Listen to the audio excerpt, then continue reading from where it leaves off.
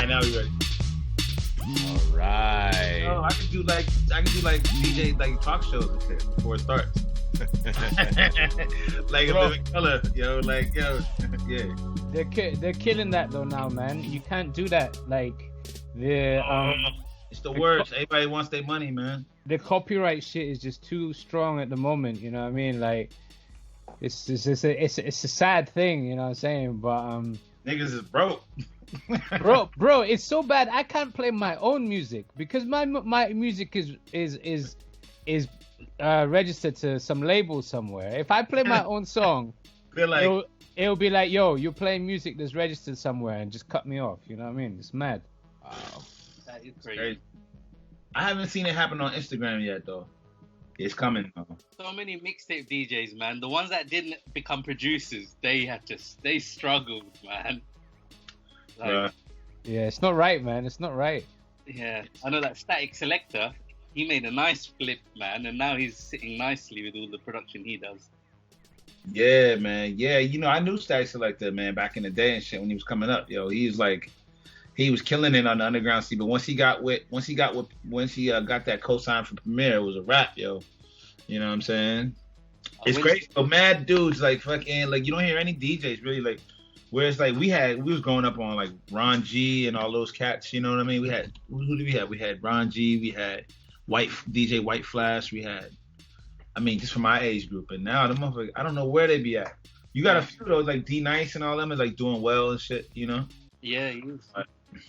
I'm sure they're getting mad gigs and stuff, you know what I'm saying? But, like, who was it? Lord Jazz from Lords of the Underground was doing a mad DJ sets on YouTube, and I don't know if he's doing that anymore. Yeah. So, yeah. It's... Through my older brother, he had like a cassette of Lord. Yeah. How y'all doing, though, man? Yeah, all good, man. It's hot. I ain't complaining. Is that a Long Island iced tea? Man's not hot. Oh, this is a non-alcoholic beer, man. Oh shit, mashallah. Yo, they're actually really good, right? I think we discovered those together, actually, right? Yeah, maybe. Some of them are better than others, you know. Yeah. I like the Copperberg strawberry and kiwi. I'm not a cider guy, man. I've never really been a cider guy. That's cider, right? Yeah, I meant the non-alcoholic one, but yeah, I'm with you. I hear you. It can like bloat you up a bit, right? I don't know. It's just something I've never really gravitated towards. You know what I mean? Like, I just never went through that phase of drinking cider. You know what I mean? You remember what beer tasted like the first time you had it? You were just like, oh, this is the whole big deal about beer. That's it. You know what I mean? Thinking that when I first had a beer, I was like, oh, okay, that's all it is. You know what I mean? It's like this is not really that good. And then like, over time. Yeah, definitely. I get jealous of people who are. I feel like cider is a real pirate's drink. You know, it's like a real like. you know what I mean? Like you're. No, what does that mean? Pirate's drink. You know, like, did you ever play a game called Monkey Island? No. Oh man, you missing out on life. You know what I mean? It's like, pirates, they had like their grog. Grog. Yeah. It's like cider to me, right? It reminds me of that kind of drink, the kind of drink that you drink if you're a bit like notorious, and if you're, you know what I mean, a bit like kind of like, you kind of like a badass type of like. Yeah, kind of vibe. You know what I'm saying? You know how like different drinks. You have your horse make it without washing their hands, type of shit. And I think in English, like you either go for old English or you go for White Lightning. Where does it fit in the middle? White lightning is for the alcoholics, man. That's problematic, man. Yeah. You know what I mean? That's white diamond and fucking cider. Nah, man. That's not right, man. We can't be talking about that. No. We gotta go to AA for that if that happens. Yo, where you at, Vaughn? Are you gonna be on here? It's like you like Bosley from freaking the what's it called? Never mind, forget it. What are you talking about? Is my camera not up? My video not up? Nah, your video's not up. It's just your logo, man. Just your logo. Yeah, there we go. See, my man's professional. He got the soundproofing, you know what I'm saying? Like, he's got everything. Yeah, soundproof hat. That's right. Yo, Vaughn, do you want me to turn my fan off? No, I don't hear it. You're fine, dude. This is not a professional production today. We're just here kicking it and talking shit, so it's all good. Right. So what's new, folks? What's going on? What's the word on the streets? And you're on the streets, man. You're out there, not me. That's why I have you on, so I can keep in touch with society. I'm buried in the basement trying to keep cool down here because it's not hot. Man, it's not hot. Nah, it's freaking it's things are good, man. It's sunny outside. It's hot outside. I woke up this morning. I fell asleep on the couch. I woke up this morning. I was like burning up, yo, because I got these big windows and the sun comes right through there, man. It just like cooks whatever is like in the living room. So I woke up straight up like rotisserie style and shit. I kind of envy the light though, because in my room here I don't get much, so I'm like strategically throughout the day trying to find the light. I know at like 3 p.m. I get a good bit of sunlight through the garden, so sometimes I switch up my workspace and go there. But yeah, it's not easy, man. Especially if you're cooking it. But I'm not complaining. I complain when it's raining, so I feel like you can only complain one way or the other, right? That's the English thing. You guys always complain when it rains. It's like being from LA and being like, it's fucking sunny outside again, you know? It's like that's all y'all get. What's all this good weather?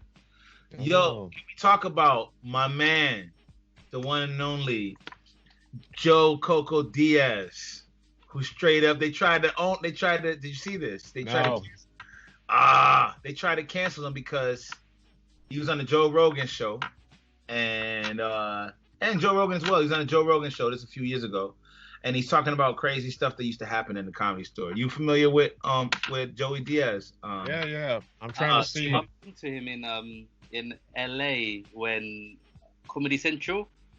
Yeah. I think that's where they try out their new material, maybe. Yeah. But yeah, I bumped into him there. But yeah, I do know him. Man. He's like my favorite. He's like my favorite person. That's like, he's like a celebrity, but not really. You know what I'm saying? But he used to be wild back in like the 70s, like back in the 80s, like 80s and 90s. He was a big like coke head and shit like that, and he always got these crazy stories.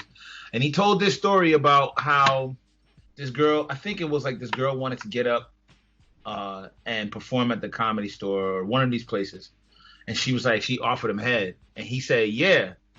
You know what I mean? But this is back in the day when he was doing mad drugs, and you know, he's far removed from this.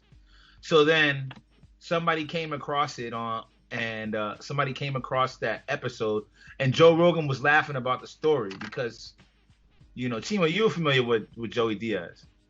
Nah, actually, I don't. I mean, I think I saw the Twitter headlines where people were trying to cancel him, but I thought that was over.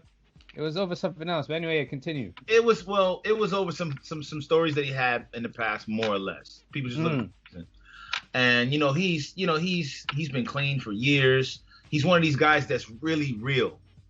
And he did a Instagram video the other night, and he straight shut the shit down, and he just makes sense of everything that happened. And he's like, yo, you guys are worried about the wrong shit, blah blah. Anyway, you have to watch it.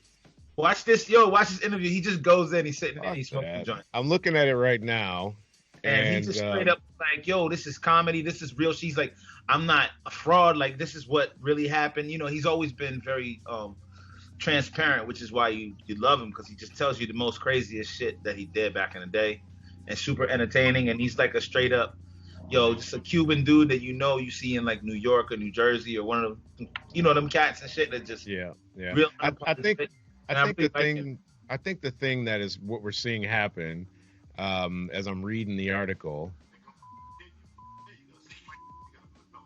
Fuck it, he shut them down, and I'm really proud of how he did it. Like, you know what I'm saying? I don't think anybody came across that shit. First of all, no one just comes across a video from Joe Rogan from almost 10 years ago. First of all, secondly, when Joe Rogan signed $100 million contract with Spotify. Okay. Everybody started scouring the fucking internet to try and find dirt because they want to cancel anybody that's getting up that they're not getting up with. So now this has popped up. Joe Rogan sat there and laughed or whatever and didn't condemn the actions or whatever. Yeah. So now they're going to try and cancel him, and I see now they're saying if Spotify doesn't say something about this or don't condemn it, we should boycott Spotify. Bruh, we should boycott Spotify anyway, to be honest. You know what I mean? But yeah, I don't know what. I ignore all this cancel shit nowadays, man. Unless someone's done something like really fucked up, I'm not trying to get involved in all of this shit. You know what I mean?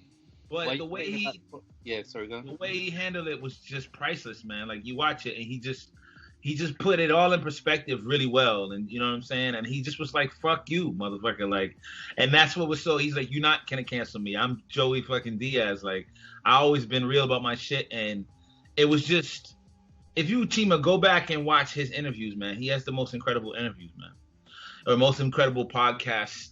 It's just like if you feel like just like, all right, when you think your life is fucked up, you go and you watch and listen to some of his old stories about shit he used to do. And you're kind of like, damn, you know what I mean? So I really like the guy. I don't know if you guys do, but I like Joey Diaz because I feel like he's a dude I can relate. He's like a dude I would see kicking it with my pops or my dad would know. I wouldn't say my dad, he fucked up, but you know what I mean? Like he one of them old school cats and shit that he just don't give a fuck, man. He's just, you know, but he's a righteous dude. Like he's a righteous person, meaning he tries to live what's honest to him. You know what I mean? He's quite the opposite of PC then. I think there can be a thing because he decodes that shit because he knows a lot of that shit is bullshit in itself. We gotta watch crosstalk on Skype because if somebody's talking, it cuts the other person off. So what were you saying, Naz? Yeah, my bad. I'm saying that there's a cross between PC. There's a thin line between being PC and being Joey, right? Nah, but if it's it's just one of those things, man. It's gotta be. I think people need to be. That makes me think now. I think people need to be more real rather than PC.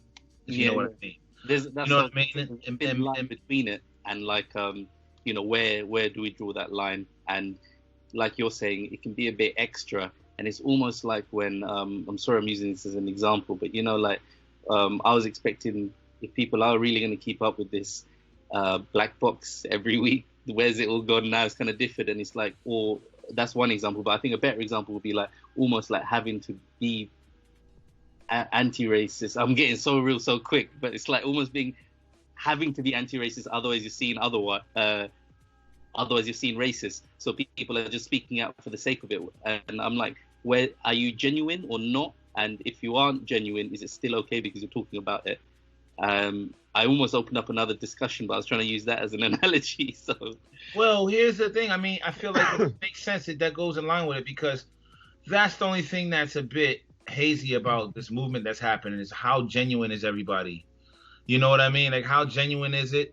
But then we know if you continue actions, you eventually succumb to them. You know what I'm saying? So, is it a good thing to say you feel this way and that way and those feelings end up generating because you get, you kind of attract the shit that you talk about. Mm-hmm. So if somebody's like consciously, like trying to move forward with, stand up for one another with this racism issue that we're dealing with in the world, but they don't really know what's going on, that's still a step in the right direction. You know what I'm saying? Yeah. Like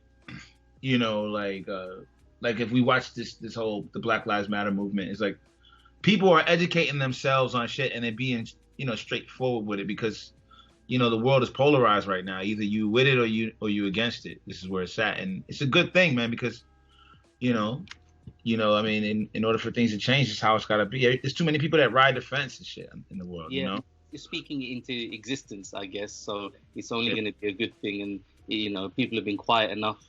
But I think the discussion I've had with yourselves earlier and with everyone else, it's like it's been happening, but if people are listening and there's a wider audience, then by all means speak your mind, right, and put things into perspective. Someone's gonna keep some game and gain something from it, right? She was really quiet there, bro. What's going on? I can see your thoughts are coming through Hold on. Let me introduce the pod. We haven't even introduced the pod, and we're like 15 minutes. No, right? Shit. I know you was recording before you fit. It's always the best content when you're talking and nobody knows we've even started. So let me just introduce the show. Thanks for tuning in, guys. It is Vaughn Joseph here, V3, whoever you want to call me. I am joined by all kinds of dark-skinned brothers out here. I say dark-skinned. Johnny Voltic, the only dark-skinned. Look like he's been out there tanning and laying out in the sun. Joined by Mr. Naz from the Beard Podcast. And I got these two musician homies of mine, Chima Anya, Johnny Voltic, coming at us from London. We're the suburb kids, me and Beard Talk over there. So we're gonna be kicking a little bit little information your way today. We've already started talking about racism and people trying to cancel people because they're making some money. So we're just gonna see what happens. Let me bring these guys back into the show. We were getting ready to hand the mics over to the Afro Assassin, Mr. Chima Anya's got some shit to say with that big doctor smile on his face, like he's getting ready to come tell you we got to amputate that leg, sir, and it's going to hurt a lot. What you got, bro? Don't worry, you're going to live, smile. you got to be reassuring, you know what I'm saying? Like, people don't want to feel intimidated, you know what I'm saying? So, I don't know. I didn't really know what were we talking about? Like, to be honest, I was like, I didn't really get the point of, you were saying, I'm like, let people express themselves. You know what I'm saying? And I am a big fan of everything that's happening at the moment. I have this natural part of me that's a bit suspicious. So even though I'm a fan of, eradicating the legacy of imperialism, I'm not out here shouting Black Lives Matter because I don't know what that Black Lives Matter corporation, I don't know where they've come from. I don't know what their true agenda. Yeah, I mean, I see that, you know, are they linked with Antifa? I don't know what their true, is it just like, I love the term astroturf. Have you heard of astroturfing? No. Where it's where you make make something appear like it's a grassroots organization, but actually it's not come from the grassroots. It's like socially engineered. Do you know what I'm saying? So that's what I feel too, like subconsciously. So I mean, the term itself, Black Lives Matter, obviously I'm on board with. Am I on board with supporting that organization? I haven't made my mind up yet. Am I on board with people, especially white people, affirming that systemic racism is a thing and we need to work against it? Yes, I'm on board with it. Am I on board with the Premier League teams kneeling like Kaepernick did, you know what I mean, years ago? Yes, I'm on board. I'm on board with all of that. Am I on board with them tearing down the statues? I'm on board with that. You know what I'm saying? And then all of this is leading to more organized, what did Martin called it? He called it disobedience, civil disobedience. You know what I'm saying? Like direct action. You know what I'm saying? So I'm on board with it all. And obviously there's going to be the clout chasers. Like that's what social media is about, innit? You know what I mean? And if it's like pointing us in the direction of, you know, working against systemic racism, then that's all good for me. You know what I'm saying? I have no issue with that. So that was what I was thinking in my head, but I'm not sure I was really on the same wavelength as what other people were discussing. You know what I mean? I think so much. I mean, I think we were correlating riding the wave and then questioning whether it's genuine or not, but then ultimately if it's for the betterment of everyone, then why not, right? I think that's where we were sitting with it. But yeah, so the perfect example is L'Oreal, right? L'Oreal, they had that transgender black model. I can't remember her name, Bergdorf or something, right? And about a year ago, she was educating people on systemic racism. She basically lost her job, right? This shit kicks off now, and L'Oreal are the first people to, like, you know, co-opt the movement, right? And obviously, I don't fuck with L'Oreal. When I saw that shit, I was like, yo, I ain't buying no more L'Oreal because I don't like that. But at the same time, I'm like, if L'Oreal, if the NFL came out and they said, yo, guys, we fucked up, you can never take that back, whether they're genuine or not. That's there. That's a matter of record. So, Right. so I feel like it's nothing but good things, and we need to just keep pushing forward, keep making that progress. You know what I'm saying? And Yeah. that's how I feel on the situation. You know what I I mean? definitely think that there's a high level of hypocrisy in play here from all of these, mostly the corporate entities that we're seeing, because Yeah. when it comes down to protecting their bottom line and they're keeping their shareholders happy, of course they're going to be like, oh yeah, Black Lives Matter now.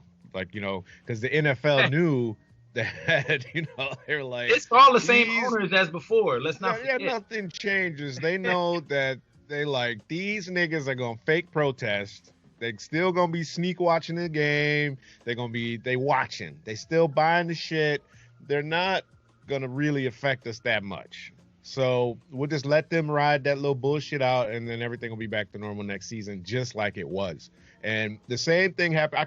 I have a list of all the fuck shit that's taken place in the last like couple 3 years, from L'Oreal, from Dove when they had that commercial. I'm looking at the list from Dove when they had that commercial of the black guy and they put him in the washing machine and he came out white and shit, and people was like, shit, fuck. I didn't even know about that. See, that's fake. That's fake.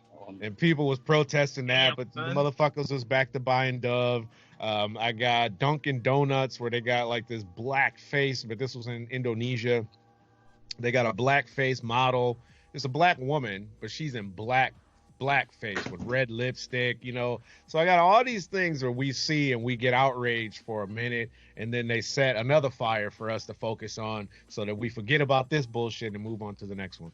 And these corporate entities like Amazon's done it. They've got Black Lives, you know, Matter on their shit, and you know, they do this to basically just make us feel like they're on side, and we know that they're not really on side. They're just trying to protect their bottom line, and we can put this little logo up here and they're gonna think that we're a part of it. The only way that they can really help is because they've got so much money, power, and control, is stop shaking their heads and start kicking in some bread.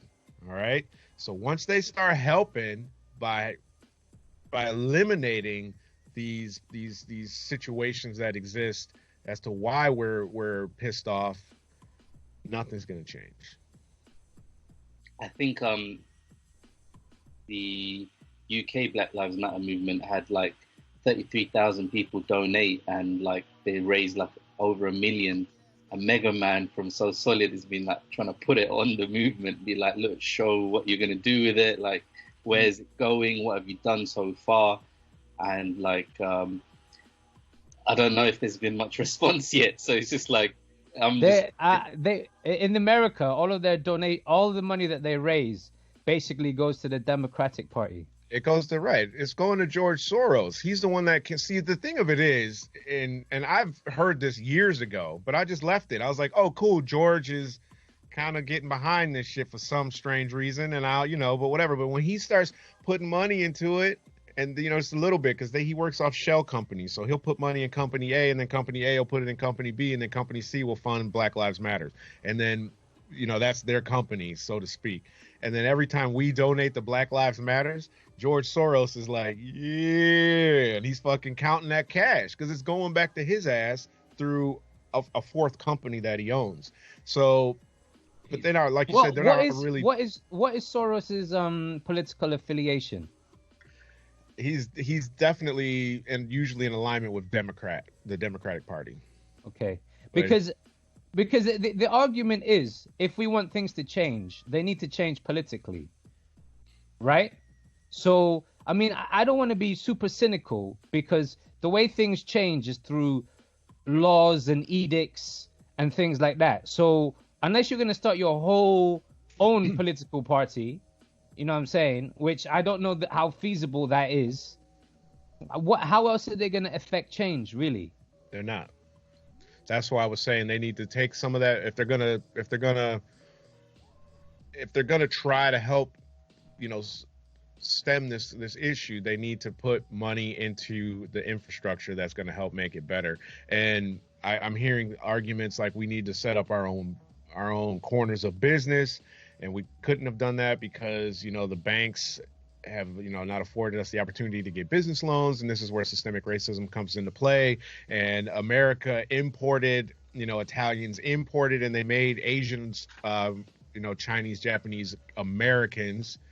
So they were giving them loans, and that's why when you go to New York, Johnny, I'm sure you can attest to this more than the rest of us. And I don't know, it's not so much the same in Detroit, but in New York, I know a lot of the small, like, corner stores, and it's like this in LA actually. So when I was in LA, it's like this, but they're owned by the Koreans. You know, black people don't own shit in their community. So once you start putting money into the community and you start helping the community there, you know, that's where we need to really focus, because the black dollar stays in the community something like less than like 2 days, whereas the white community stays there for weeks.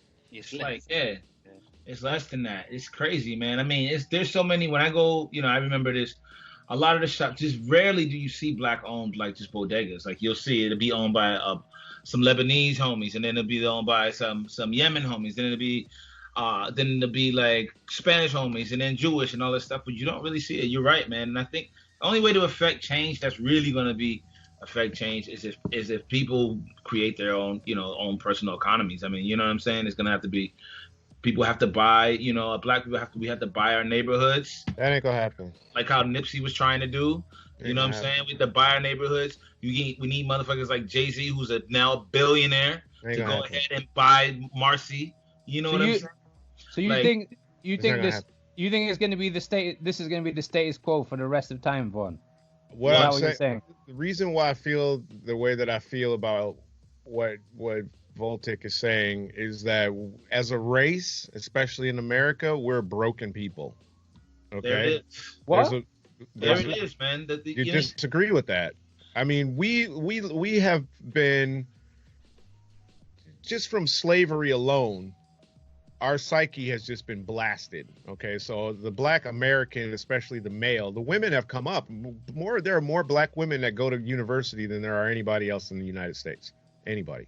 So the black male is so quick to attack each other. We'll never unify. I'm not saying it'll ever happen. Right now, it's not going to happen. I'll kill you just for stepping on my Jordans, okay? And that's not unity. That's not black unity. And I don't care that what we're seeing in the streets right now is happening. That's civil unrest. We're fed up because we don't have a voice, like you said, in politics. I don't have a voice in government. I don't have a voice at the district attorney's office. So my only voice is to go out there and tear shit up and to peacefully protest in some cases. But the man that sat atop, they know better. Let them do that shit. Let them tear the shit up. They can rebuild. That's why they got it. That's nothing but a new beginning for them. You know, they got all the money anyway. If all the small mom and pop stores get destroyed, which, you know, they're not going to come, you know, who the fuck's going to buy up that property? Well, you know what I mean? It's all corporations. They just make new laws so that what we're doing is no longer an option down the road. You know, it's chess with them. We play in terms of checkers, and they'll change all that shit up.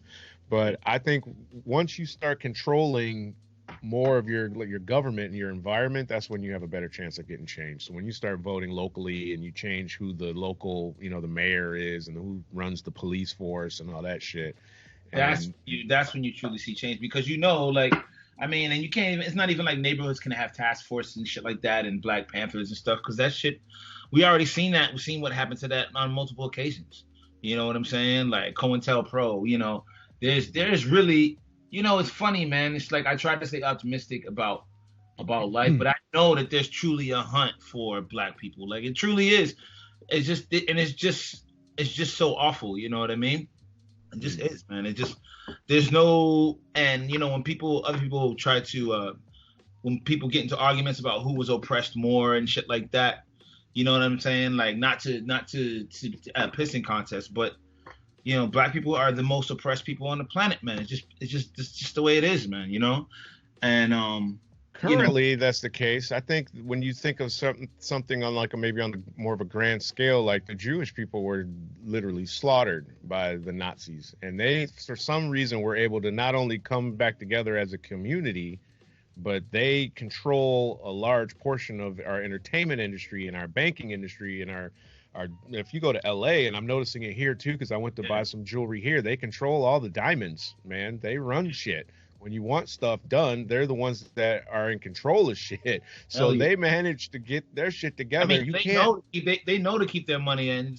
They keep their money in their neighborhoods, and they know you know, what's that Wu-Tang line that Ghostface had? Like, my seeds roll with his seeds, marry his seeds. That's how we keep Wu-Tang money all in the family. That's what the fuck they do.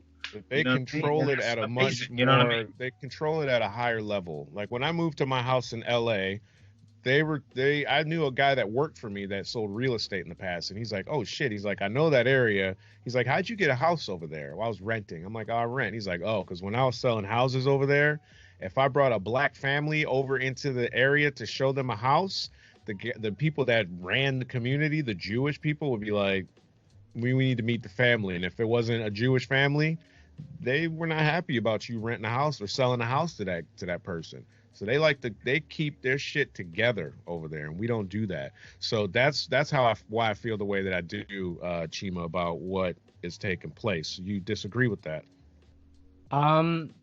Obviously, you guys are much more experts in the Black American experience, so I can't speak to that in terms of if you say Black American men are broken. I can't say anything. I can only talk about my experience as a black.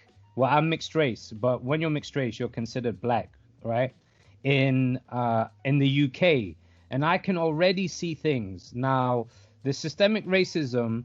People like to say, oh, the US is worse than the UK. But the truth is, insidious systemic racism, it just manifests itself differently. If we had guns here in the UK, like they had in America, it would be the same case with, you know, black young males being killed at a disproportionate rate. I've already seen, since this latest George Floyd death, I've already seen, you know, staff, people who I used to work with, right, who would always, and these are educated, liberal, left-wing, middle-class people who used to think that they were, I hate the term woke, but, you know, it's the easiest way to describe what I'm saying.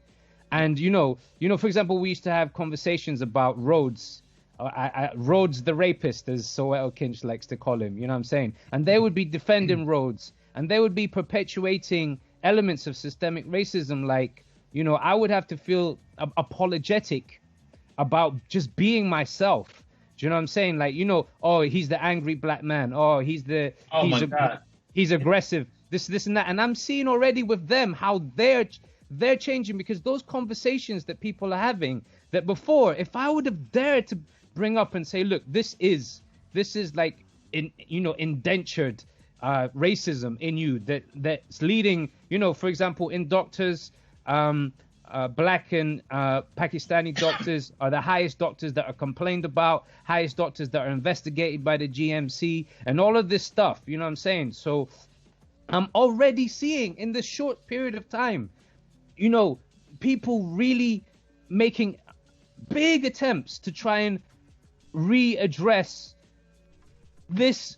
Like I keep saying, it's the legacy of imperialism. The modern world is built on colonialism, the hard work of, you know, black people who were subjugated to it. You know what I'm saying? So obviously it's gonna filter through into this age, and we need to break through it. And I take what you're saying, and you might be right, but I feel like already we've seen progress. These people, and you might just say, oh, they're just throwing it to us. They're just throwing it to us to placate us, and then all of this will pass. But I don't know, man.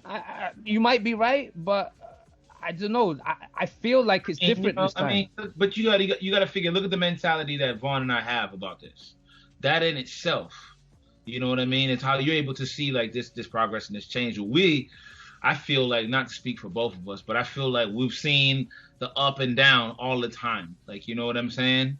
Like, all right, the uprising and then it being destroyed. Now imagine now all of the, you know, the majority of black people that are living in the U.S. This is the mentality that it is, and it's a crabs in the barrel thing. You know what I mean? But that's how deep that's how deep the racism is, man. Yeah, you know what? And my boy, he's from Sierra Leone, and again, he's not Black American, but his always had their struggles. Yeah, his both of his parents are what's the word? From Sierra Leone, and he was much the same as you. I called him up all excited, and I was like, "Yo, man," because to be honest, for like a whole week, I don't really cry, but I was like really emotional, right? When all of this was going down, and I've never been like that in my life, you know what I'm saying? And then I call him and I'm like, yo, you see all this, like finally, you know what I mean? And he was the same. He was like mad skeptical, mad like, you know what I mean? Mad like, so I don't know how to explain it. Like you guys feel it's how one you of those feel. things, man. It's one of those things where we know. I feel like I know the beast that we're dealing with, type of thing. You know what I mean? And it's just crazy, man. I think the world, it's just in a crazy place. I think right now it's a very pivotal time, because if things don't change and things go back to the way they are, like, or, you know, if we're sort of pacified and shit like that, the next time something like this happens, it's going to be bloody. You know what I mean? And we're going to force the imperialistic hand upon us. You know what I mean? I feel like it's just, you know, everything is just so global right now, you know. That's right, and that's going to happen right now. You see what they've done in Seattle, where they've just said they took over the police department and they've created their own little city. They barricaded it off. They're not letting them in there. You think that Trump's going to allow that to happen? And regardless of Trump, but just the powers that be in general. If this happens again, let's just say Atlanta is just like, yeah, that's what's up. Let's just do it. And all these big hubs just start doing that shit. There's gonna be problems. We already had Black Wall Street, where we had black people were actually doing it. You know, and motherfuckers burnt it down on Juneteenth. God damn. Okay, and where's Trump going next for his? He don't know where the fuck he's going. His next rally. Yo, his last rally flopped though, bruv. Like 20,000 teenagers on TikTok bought tickets and made the shit. Do you know what I'm saying? Yo, wait, what happened? They bought tickets and like. So he thought he 50 Cent Ja Rule shit. Yeah, I was about to say. Exactly. Yeah. He took a page out of 50 Cent book. Bro, listen, we are not giving enough credit to the younger generation, man.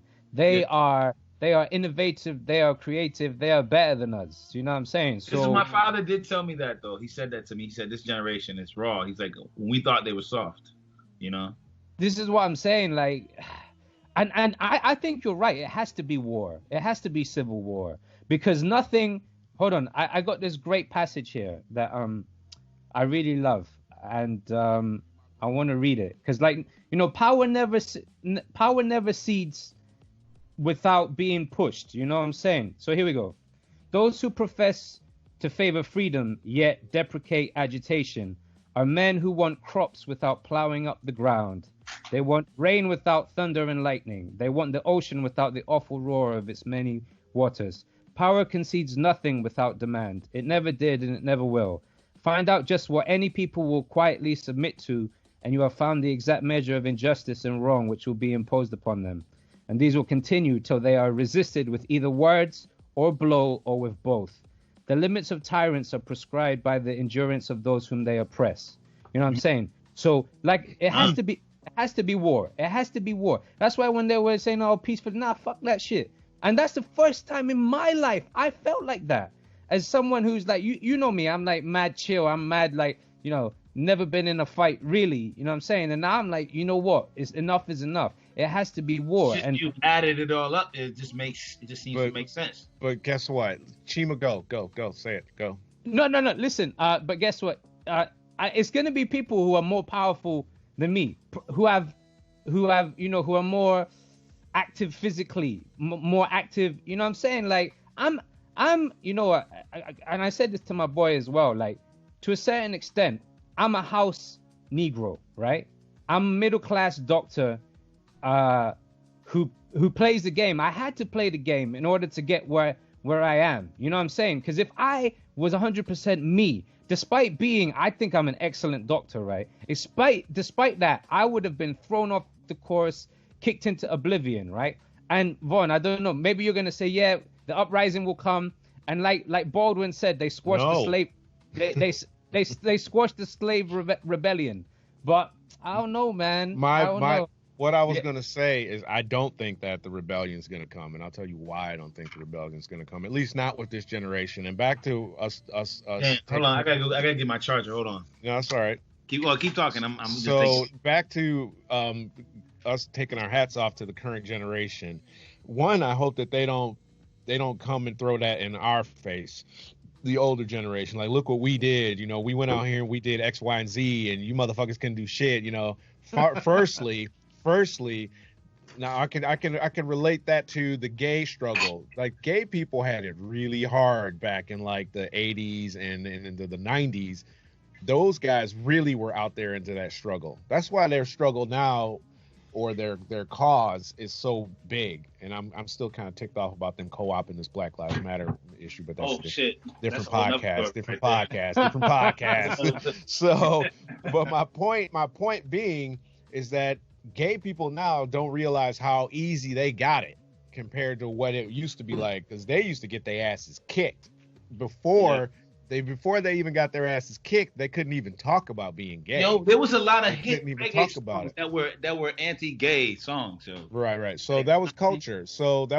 And that's changed. But the point that I'm getting to is that look at what you said about I'm a middle-aged Black guy, you know, I'm a doctor, XYZ. Middle class. I ain't middle-aged. Or middle class, my bad. Middle class. I'm the one that's middle-aged. I'm the old dude. I'm young, bro. I'm young. I'm the old guy here. I just lump y'all in there with me. So, what you gotta be aware of is look at how the music we grew up with influenced our lives. Now, I don't know where you are in your age bracket, but I'll say that you're probably about 32, 33. We'll put you right there. So if you grew up listening to Public Enemy or, you know, fucking NWA, any of that shit that we was listening to back in the day, we were out there in them streets representing, you know, an aggressive demeanor. Like, look at how hip hop was in the Wu-Tang Clan. None of that shit exists anymore, right? Music isn't like that now. So what I feel that has happened is that the industry changed the music. We had music to fill the prisons. Now we need music to fill the clubs. So all the music turned into like dancey hip hop, and you got, you know, all this soft shit, and guys are now carrying purses and shit and wearing tight, skinny ass jeans when that wasn't what was up. I'm not afraid of that guy. Now, if I look at the Migos, and if the Migos, that they might whoop my ass, but if somebody dressed like the Migos stepped to me, I'm whooping Offset's ass. What the fuck is this? I'm not afraid of that guy. But if Eazy-E stepped to me or Ice Cube back in '89, I'm probably gonna shut the fuck up and just be like, you know, you got it, brother. I ain't gonna say shit to him because he looked like somebody that could probably he's gonna put a hole in you. So now that we've got something to lose, because you're a middle class doctor and Johnny Voltic's got a son, and you know we've got things to lose now. 100%, yeah. Okay, these young kids, they don't have anything to lose. But those young kids, they're not the fucking O-Dogs from Menace to Society. They aren't that kid anymore. So that kid is the kid that I need out there in them streets riding for me right now, and he doesn't exist anymore. Bro, this is why I say you underestimate them. And your point about the music, I mean, I see where you're coming from, but there's revolutionary music out. Like, the thing about music is, right, it's changed. It's not like it was like back in the day when one like a few record labels, right, would dominate everything, right? Now there's so many different niches, okay? And if you want your revolutionary act, you can go out there. For example, No Name. Have you heard of No Name?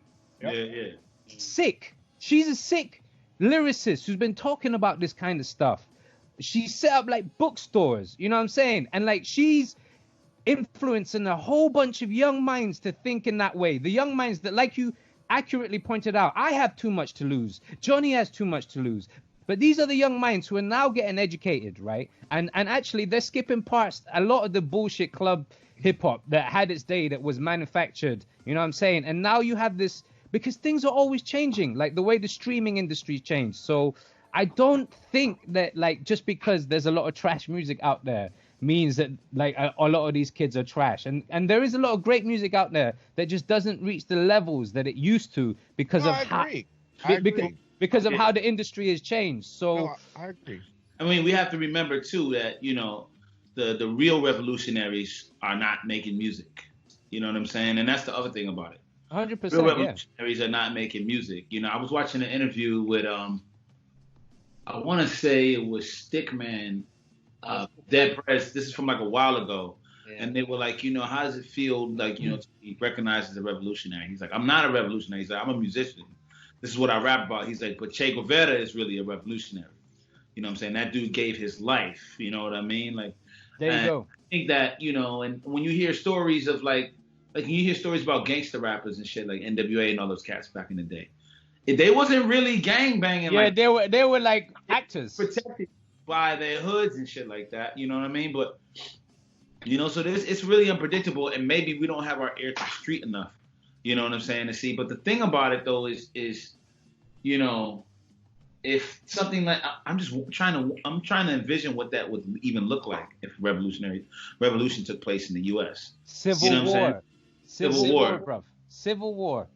This is like the, you know what I mean? But, you know, if the Civil War took place in the U.S., that would absolutely be the fall of America.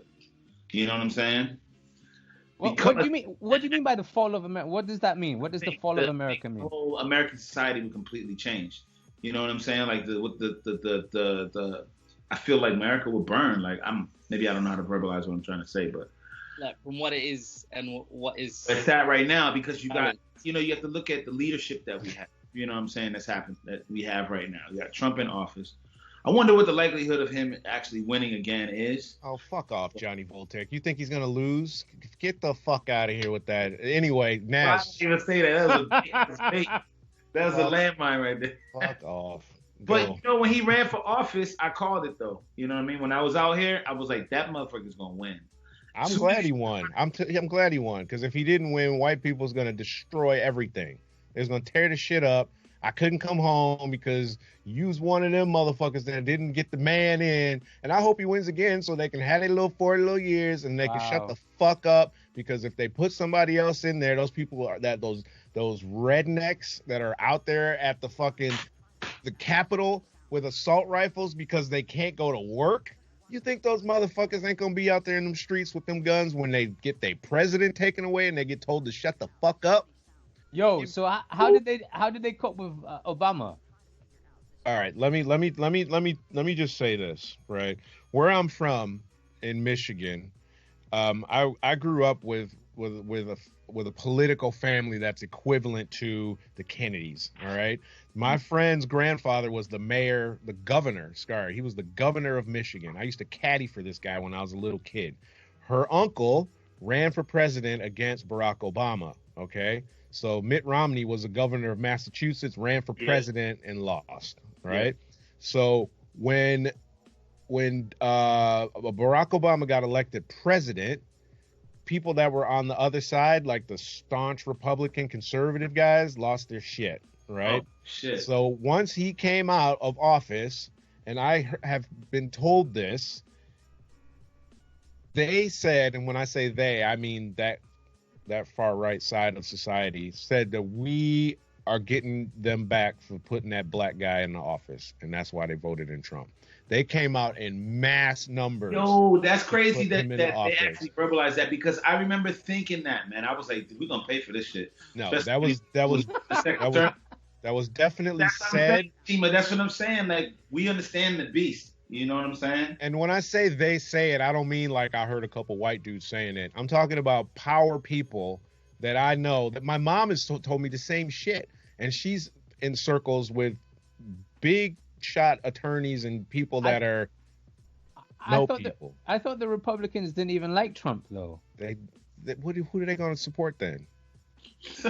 Hillary? They wanted the office so bad. They knew that he was going to win because he was such a shock. Everybody was just paying attention to his ass. The problem is, fuck, this pod is going to run long, and I got another pod in half an hour.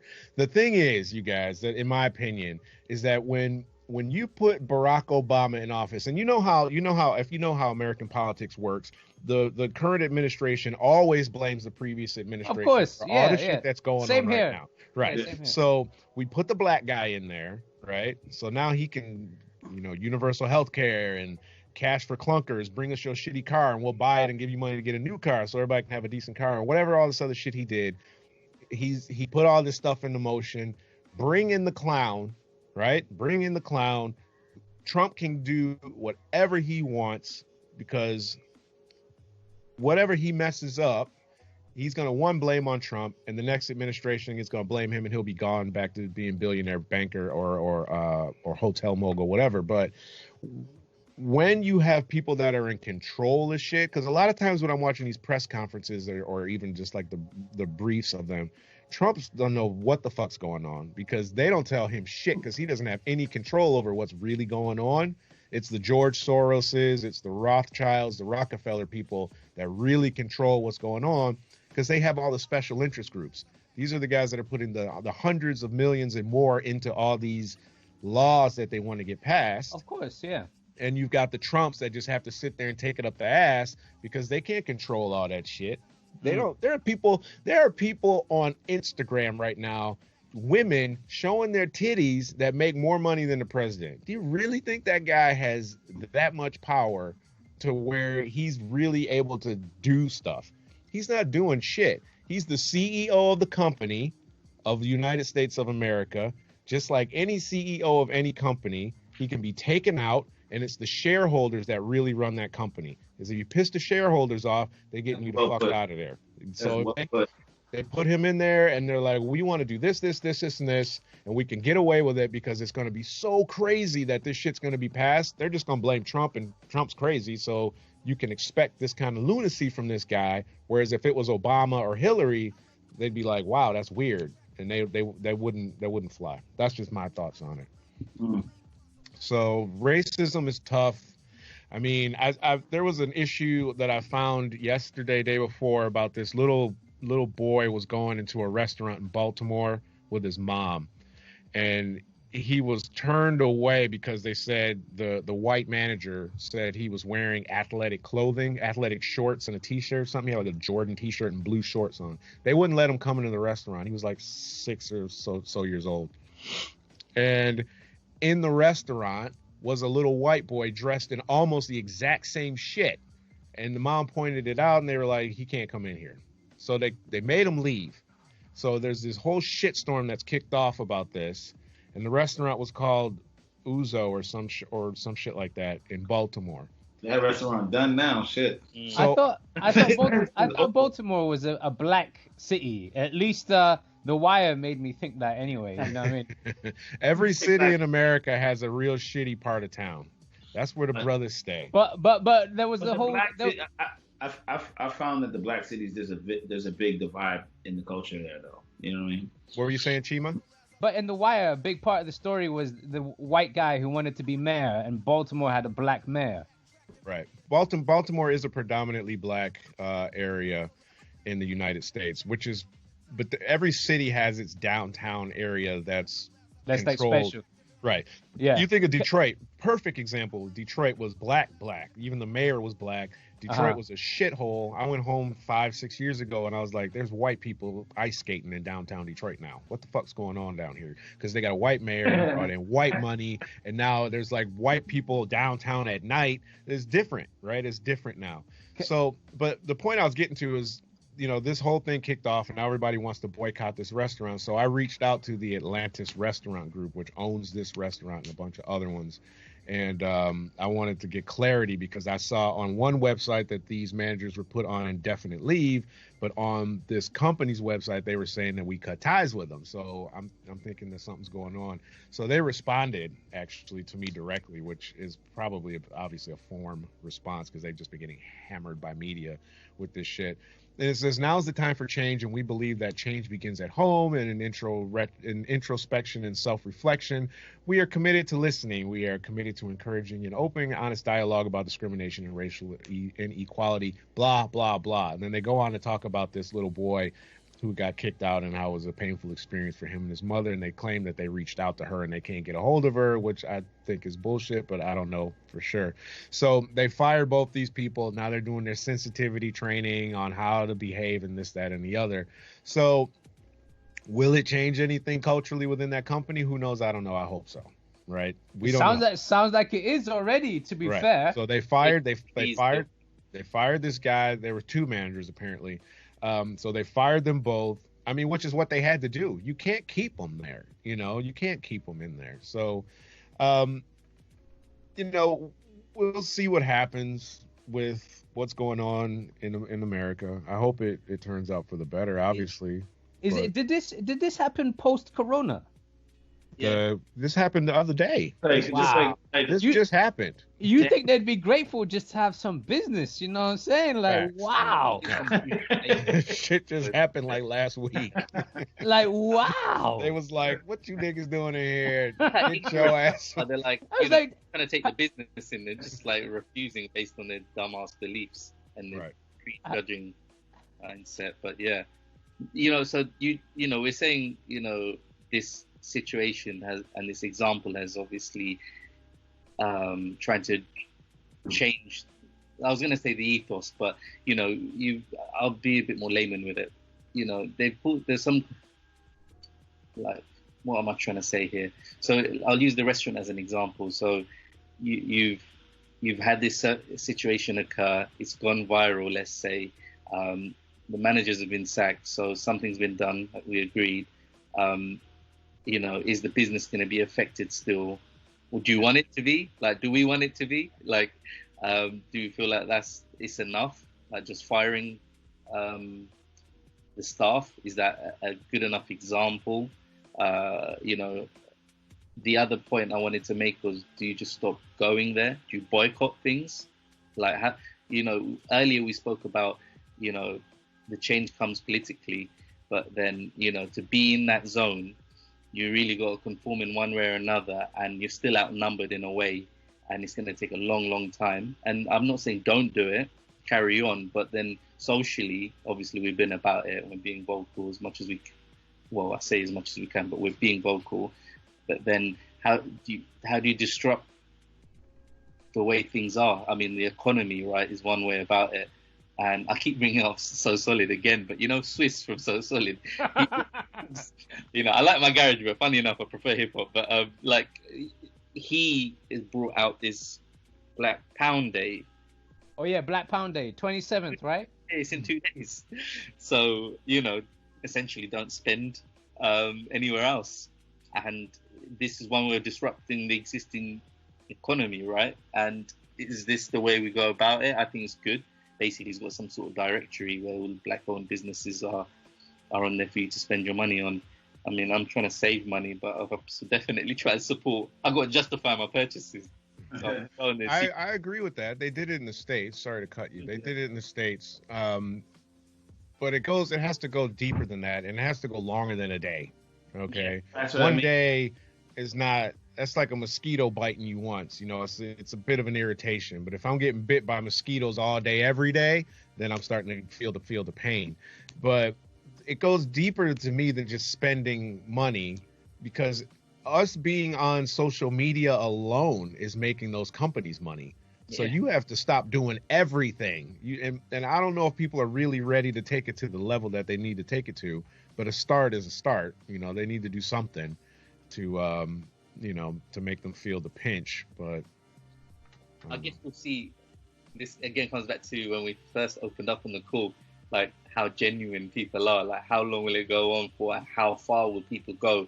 I mean, it's great, share what you got to do, but really, like I was having this conversation with like other Asians, and like in terms of this whole racism and how we might be a part of one.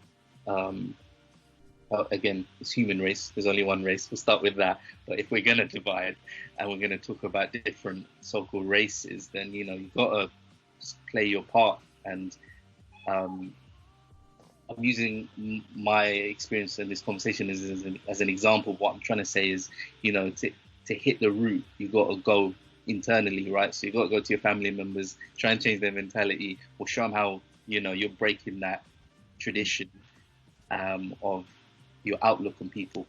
If we can do that, how else do we carry on? Do we just keep at it, stay firm? I'm just trying to do some critical thinking here on the spot, but like, I don't know. I know Ghana is accepting black people right now from all over the planet. You know what I mean? That's messed up because somebody always was saying that that's where they were moving to. Well, yeah, I think Africa does need his money. Akon doing his thing right in terms of like getting the electricity out there. So what I mean by Akon doing right is by spending time and investing in Africa. Absolutely.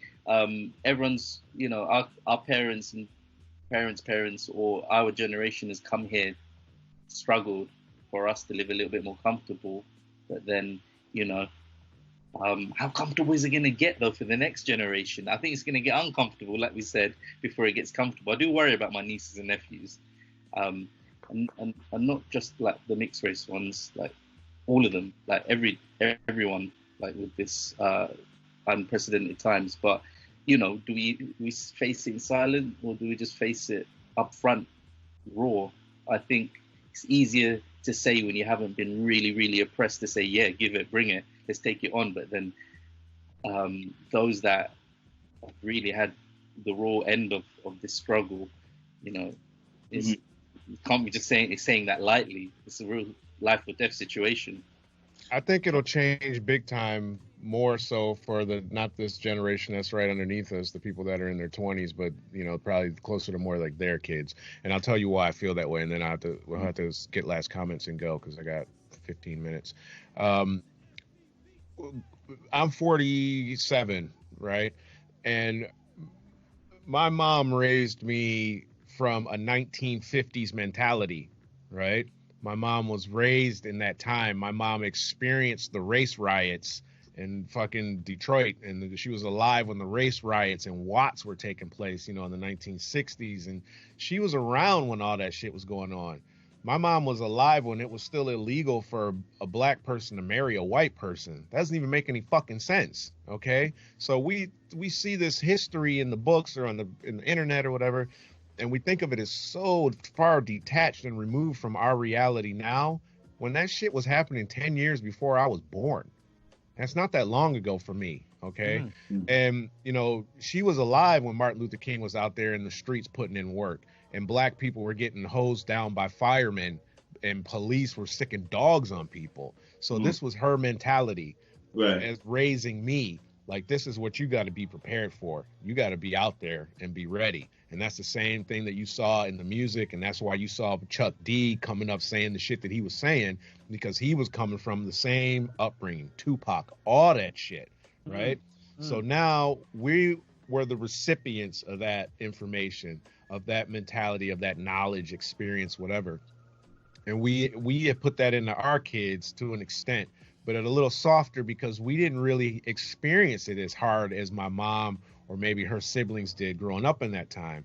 Because, like I said, she raised me to prepare me for a 1950s, 60s world, but I grew up in a 70s, 80s world, you know, and it wasn't that big a deal. So it didn't work. So now we have raised our kids, people in my generation, not you younger middle class guys like Dr. Chima Anya over there, to be ready to go out in them streets and start busting at these cops. Because if this were 1960 and George Floyd is getting choked out, the Black Panthers are putting a bullet in those motherfuckers' heads right there on the street. That's just what's going to happen, right? But that's not where we are right now. So hopefully what we have raised as far as children that are in their late teens and early 20s or whatever, and they're seeing this shit now, like, wow, this is messed up. Like, this is what's happening in the world. We need to put something different in our kids so that when they come up, they don't have to put up with this bullshit, and they will know that this isn't what's up. And I'm hoping that I'm still around to actually see some effective change. And I don't mean like, hey, we got a black president, or hey, none of that shit. Fuck that symbolic stuff. I don't care about symbolic stuff. I don't give a shit about the gestures, the marching. Okay, I get you want to get your awareness brought to the masses, but do something about it. And as long as we don't, then nothing's going to change. And I'm hoping that they do something about it, because I want there to be some change so that it's a better place.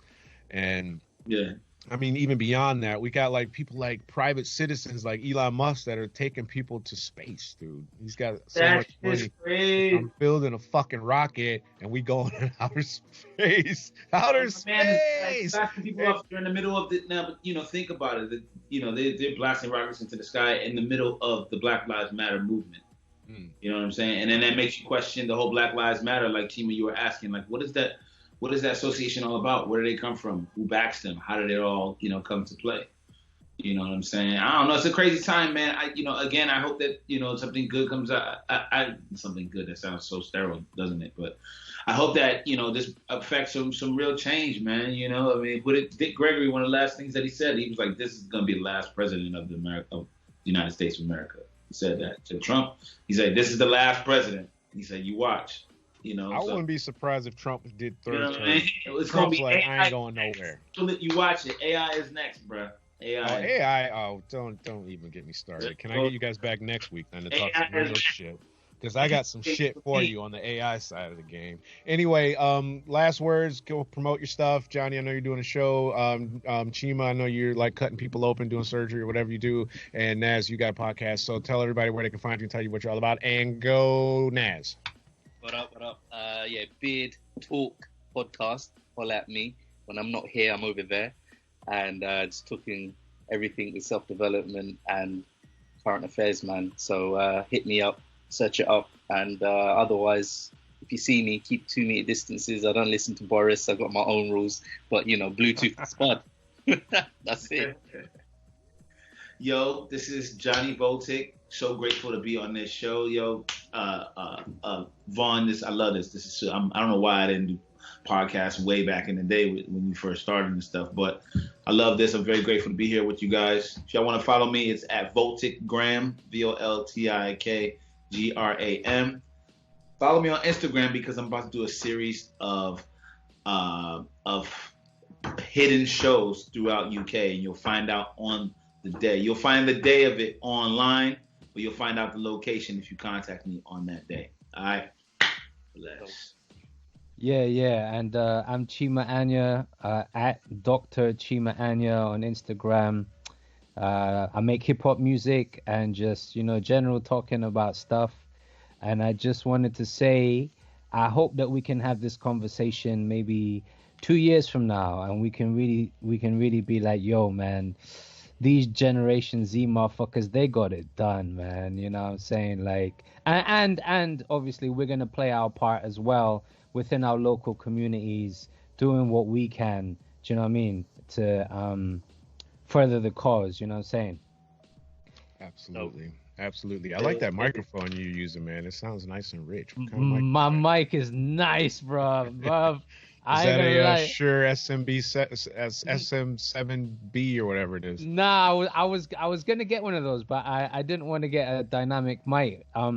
I wanted the intricacies of my voice to carry through. It's actually a lot cheaper than the Shure. It's the AKG 214, which is like the cheaper version of the 414, which is like a standard thing, man. But yeah, I'm buzzing with my mic, man. It took me like 3 hours to figure out how to make it work with Skype, man. Skype needs to step its game up, man. You know what I mean? It's ridiculous. Yeah, Skype's a bit on its way. Zoom's what's up. I got my next interview is on the Zoom. That's what I said. I was like, why couldn't we do this on Zoom, bro? I could have saved 3 hours. Next time we'll do Zoom. I don't have a Zoom account like where you got to pay for it. So a podcast are only 40 minutes, and then I have to stop and start it over again. And bro, we can pimp the system, just send another invite. We jump on another call. That's what I'll do next time. I'll just have back-to-back Zoom invites, so we just click off and click back on. So, gentlemen, thanks for joining me. You guys hit up their social medias and support all the stuff that they're out there doing. Don't forget to rate, review, and subscribe if you're listening to us on Spotify or at Apple Podcasts. You can catch us on TuneIn Radio and Deezer, Stitcher, v3tv.uk, anywhere where you get your podcasts. You can follow us on YouTube. You know what's up. So, this is it, man. We're out of here until I am lucky enough to have these brothers back on the podcast next time, and we will see you when we do. Peace.